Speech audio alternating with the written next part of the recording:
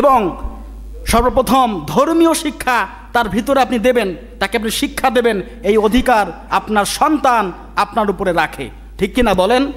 কিয়ামতের ময়দানে আল্লাহ পাক রব্বুল আলামিন যখন মানুষগুলোকে একে একে জাহান্নামের দিকে পাঠাবে, ওই সন্তানগুলোর লিস্ট চলে আসবে।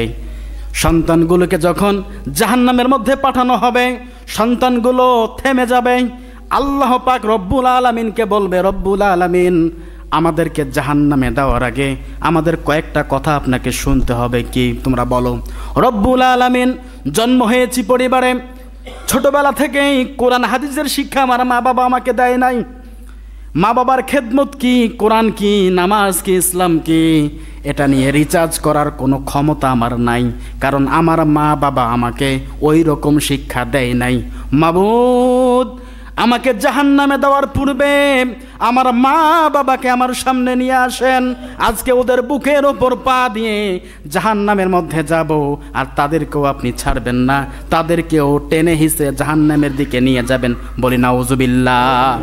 তো সন্তানদের এই অধিকার আছে না নাই বলেন? অধিকার আছে। এই জন্য সন্তানদেরকে কোরআনের শিক্ষা দেন। অবশ্যই আপনি বাংলা, ইংরেজি, গণিত, বিসিএস ক্যাডার বানাবেন, ইঞ্জিনিয়ার বানাবেন, ডক্টর বানাবেন, পাইলট বানাবেন, যাহা বানান, কোনো সমস্যা নাই। তার ভিতরে পূর্বে তার সর্বপ্রথম আগে ইসলামের জ্ঞান, কোরআনের জ্ঞান তার ভিতরে ঢুকে দেন, দেখবেন আর সচিবালয়ে গিয়ে, সংসদে গিয়ে আর মারিং কাটিং করবে না। ঠিক কিনা বলেন?